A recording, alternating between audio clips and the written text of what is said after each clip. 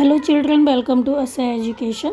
आज हम करेंगे सीबीएसई की 10वीं क्लास की संस्कृत की किताब शेमोशी का 8वां चैप्टर विचित्रा साक्षी। विचित्रा साक्षी का अर्थ होता है अनोखा साक्षी। साक्षी मतलब गवाह। तो कोई भी न्यायाधीश जब अपना फैसला सुनाता है तो कुछ गवाह होते हैं जिनके आधार पर वो अपना फैसला सुनाता है। तो यहाँ पर जो साक्षी है, गवाह है, वो बहुत अनोखा है। तो आइए देखते हैं कि वो साक्षी कौन है, गवाह कौन है। तो ये जो पाठ है वो ओम प्रकाश ठाकुर जी के द्वारा रचित कथा का संपादित अंश है। तो इस कथा में बंगला के सुविख्यात साहित्यकार बंकिम चंद्र चटर्जी द्वारा न्यायाधीश के रूप में दिए गए जो फैसले हैं उसके बारे में बताया गया है। तो सत्य और असत्य के निर्णय के लिए जो न्यायाधीश होते हैं वो कभी कभी ऐसी युक्तियों का प्रयोग करते हैं जिससे साक्ष्य के अभाव में भी न्याय हो सके। अगर गवाह नहीं है तब भी न्याय हो सके तो न्यायाधीश कुछ ऐसी तरकीब निकालते हैं कभी कभी। तो इस पाठ में यही बताया गया है कि गवाह के अभाव में भी जो न्यायाधीश हैं वो किस तरह से फैसला सुनाते हैं। तो आइए देखते हैं कि ये जो पाठ है अनोखा साक्षी, इसमें क्या बताया गया है। जो न्यायाधीश हैं वो कौन सी तरकीब निकालते हैं, तो आइए सुनते हैं। तो इसमें बताया गया है कि एक गरीब व्यक्ति था, निर्धन व्यक्ति था, उसके पास पैसे नहीं थे, लेकिन उसने बहुत परिश्रम किया और उसने कुछ धन इकट्ठा कर लिया। तो वो अपने पुत्र को, बेटे को किसी महाविद्यालय में मतलब कॉलेज में प्रवेश दिलाने में सफल हो गया। तो जो उसका बेटा था उसी विद्यालय में जो छात्रावास था, हॉस्टल था, उसी में रहने लगा और अपने अध्ययन कार्य में जुट गया। एक बार क्या हुआ, जो पिता था वो पुत्र की बीमारी के बारे में सुनता है। उसको पता चलता है कि उसका जो पुत्र है वो बीमार हो गया है। तो ये सुनकर वो दुखी हो जाता है और पुत्र को देखने के लिए चल देता है। लेकिन धन की कमी थी उसके पास, तो वो क्या करता है, बस नहीं पकड़ता, बस में नहीं जाता, बल्कि वो पैदल ही चल देता है। अब चूँकि वो पैदल चला है तो टाइम भी लगना है उसको जाने में। तो पैदल चलने के कारण शाम हो जाती है और वो अपने गंतव्य से, अपने पहुंचने के स्थान से काफ़ी दूर था। तो रात में अंधकार फैलने पर क्या होता है, सुनसान हो जाती है। तो उसको लग रहा था कि अब जाना उचित नहीं है, ठीक नहीं है आगे। तो ऐसा विचार कर वो पास में ही स्थित जो गांव था वहाँ पर ही निवास करने की सोचता है। तो वो क्या करता है, एक परिवार था वहाँ पर पहुँच जाता है। तो जो गृहस्थ था, जो परिवार वाले थे, वहाँ का जो मालिक था वो काफ़ी दयालु था। तो वो क्या करता है, जो ये व्यक्ति था उसको आश्रय दे देता है, अपने घर में ठहरने देता है। तो भाग्य है वो तो कभी भी किसी के ऊपर कैसा भी अपना प्रभाव डाल सकता है। तो भाग्य की जो गति होती है अनोखी होती है। तो उसी रात क्या होता है, उस घर में, जिस घर में जो ये व्यक्ति है वो ठहरा हुआ था, उसी घर में क्या होता है, कोई चोर अंदर घुस जाता है और वहाँ एक पेटिका रखी होती है, उसको लेकर भाग जाता है। तो चोर के पैरों की आवाज़ सुनकर जो ये व्यक्ति होता है, अतिथि होता है, वो चोर की आशंका से, उसको लगता है कि चोर घर में आया है, तो वो उसके पीछे भागने लगता है, उस व्यक्ति के पीछे भागता है और उसको पकड़ लेता है। किंतु यहाँ पर क्या होता है, अनोखी घटना घटित हो जाती है। चोर जो था वही ज़ोर ज़ोर से चिल्लाने लगता है कि यह चोर है, यह चोर है। मतलब जो अतिथि है उस पर ही आरोप लगाने लगता है, उसको ही चोर बताने लगता है। तो उसकी ऊंची आवाज़ से क्या होता है, जो गांव वाले होते हैं वो जाग जाते हैं, अपने घरों से निकलकर आ जाते हैं। तो लोग सोचते हैं कि जो ये अतिथि है वही चोर है और उसकी निंदा करने लगते हैं। उनको लगता है कि एक तो इसको अपने घर में पनाह दी इसने और इसके घर में ही ये चोरी करके भाग रहा था। तो लोग उसकी काफ़ी निंदा करते हैं, जबकि गांव का जो रखवाला होता है वही चोर होता है। तो उसी क्षण क्या होता है, उसी समय जो पुलिस वाले होते हैं उस अतिथि को यह चोर है ऐसा मानकर जेल में डाल देते हैं। तो यहाँ तक क्या बताया गया कि एक काफ़ी गरीब व्यक्ति था, उसके पास पैसा नहीं था, तो कुछ परिश्रम करता है और वो धन इकट्ठा कर लेता है और फिर वो अपने बेटे का एडमिशन कॉलेज में करवा देता है। जो उसका बेटा होता है उसी कॉलेज में रहकर, छात्रावास में रहकर अपने अध्ययन कार्य में जुट जाता है। एक बार जो पिता थे उनको पता चलता है कि उसका बेटा बीमार है, तो वो बहुत दुखी हो जाते हैं। तो उनके पास पैसे की कमी थी, तो वो सोचते हैं चलो पैसा बचा लेता हूँ और पैदल ही चला जाता हूँ। तो पैदल जाने में टाइम भी लगता ज़्यादा, तो शाम का समय हो जाता है और वो अपने गंतव्य से काफ़ी दूर होते हैं, जहाँ कॉलेज था उससे काफ़ी दूर होते हैं वो। तो वो सोचते हैं कि आगे पैदल जाना ठीक नहीं है, तो वो ऐसा सोचते हुए ये सोचते हैं चलो इस गांव में ही कहीं पर रुक जाता हूँ।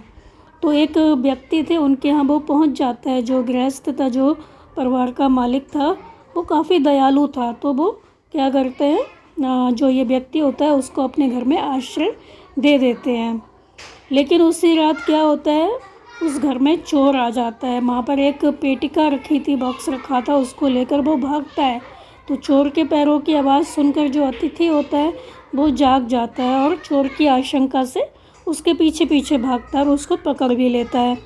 लेकिन जो चोर था वो बहुत चालाक था, वो ज़ोर ज़ोर से चिल्लाने लगता है, चोर चोर चोर, इस तरह से चिल्लाता है। और जो अतिथि था उसको ही चोर साबित करने की कोशिश करता है, उसको ये जताता है कि यही चोर है। तो जो चोर था, असली चोर था, उसकी आवाज़ सुनकर, ऊंची आवाज़ सुनकर जो गांव वाले होते हैं अपने घरों से निकलकर आ जाते हैं। रात का टाइम था, सब लोग जाग जाते हैं, घर से निकलकर आ जाते हैं। तो बेचारे अतिथि को ही लोग चोर मान लेते हैं और उसकी निंदा करते हैं, जबकि जो गांव का रखवाला था वही चोर था, जो गांव की रक्षा करने वाला था वही चोर था। उसी क्षण क्या होता है, पुलिस वाले आते हैं और उस अतिथि को यह चोर है ऐसा मानकर चोर को जेल में डाल देते हैं।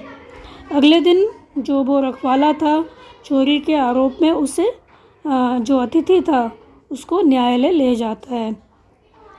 तो न्यायाधीश जो थे बंकिम चंद्र ने दोनों से अलग अलग विवरण सुना। उन्होंने सुना कि क्या हुआ था, तो सारा वृतांत जानकर उन्होंने उसे निर्दोष माना। जो अतिथि था उसको दोषी नहीं माना और रखवाले को दोषी माना, किंतु कोई सबूत नहीं था, तो वो निर्णय भी, अपना जो फैसला था वो भी नहीं सुना सकते थे।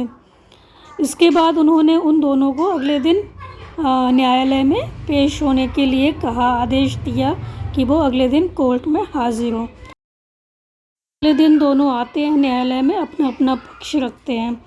तभी वहाँ के किसी कर्मचारी ने आकर निवेदन किया कि यहाँ से 2 कोस की दूरी पर कोई व्यक्ति किसी के द्वारा मार दिया गया है, किसी को मार दिया गया है किसी व्यक्ति के द्वारा। तो उसका जो पार्थिव शरीर है वो राजमार्ग के निकट है, तो आदेश दीजिए कि क्या किया जाए। तो न्यायाधीश ने रखवाले और जो आरोपी था, जो अतिथि था, जो बेटे का बाप था, उसको शब न्यायालय में लाने का आदेश दिया। ये जो न्यायाधीश थे उनकी ही चाल थी। तो आदेश पाकर दोनों चल देते हैं, रखवाला और जो अतिथि था वो दोनों चल देते हैं वो पार्थिव शरीर लाने के लिए, शव लाने के लिए।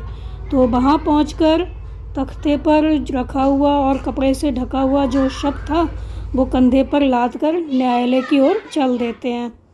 तो रखवाला जो था वो तंदुरुस्त था और जो आरोपी था, जिसको आरोपी ठहराया गया था, वो दुर्बल था, कमज़ोर था।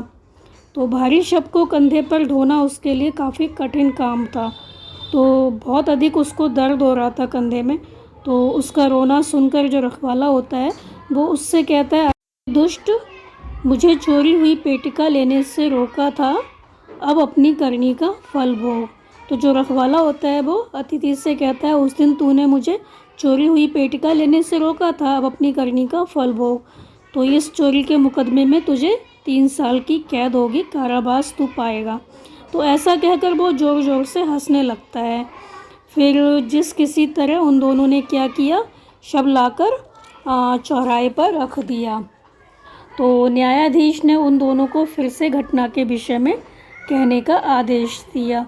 तो जो रखवाला था, जब अपना पक्ष रख रहा था तो उसको आश्चर्य हुआ, क्योंकि जो शव था उसने अपनी चादर हटाई और हटाकर क्या किया, न्यायाधीश को प्रणाम किया और निवेदन किया, कहा, मान्यवर, इस आरक्षी ने मार्ग में जो कहा मैं आपको बताता हूँ। तो वो बताता है कि जो ये रखवाला है इसने रास्ते में क्या कहा था। तो तूने मुझे चुराई गई पेटिका लेने से रोका था, इसलिए अपने किए का फल भोग। इस चोरी के मुकदमे में तू 3 वर्ष का कारावास पाएगा, ऐसा। तो जो शव होता है वो क्या करता है, अपनी चादर हटाता है और न्यायाधीश को प्रणाम करता है। उनसे कहता है कि मान्यवर, इस आरक्षी ने जो कुछ रास्ते में कहा मैं आपको बताता हूँ कि इसने क्या कहा। तो वास्तव में जो शव था वो शव नहीं था, बल्कि न्यायाधीश की चाल थी, ताकि पता चल सके कि झूठ कौन बोल रहा है। तो वो जो शव था वो अपनी चादर हटाता है और न्यायाधीश को सारी जो घटना थी, रास्ते में जो कुछ उस रखवाले ने कहा था वो बता देता है।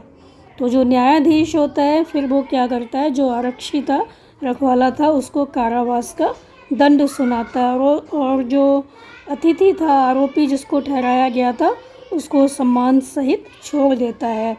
तो इसलिए कहा गया है, बुद्धि के वैभव से युक्त लोग कठिन कार्यों को भी नीति और उपाय का सहारा लेकर खेल खेल में सरलता से ही कर लेते हैं।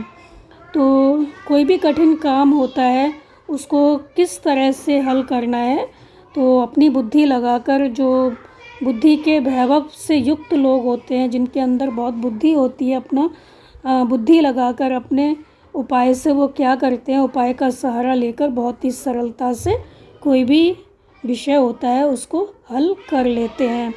तो इस पाठ में भी जो न्यायाधीश थे उन्होंने क्या किया, साक्ष्य के अभाव में, गवाह के अभाव में भी अपना जो फैसला था वो बिल्कुल सही सुना दिया। तो ये था इस पाठ का सारांश बच्चों। आप इसको अच्छे से समझकर याद कर लीजिए और हमारे चैनल असह एजुकेशन को लाइक कीजिए, सब्सक्राइब कीजिए और शेयर करना बिल्कुल मत भूला करिए।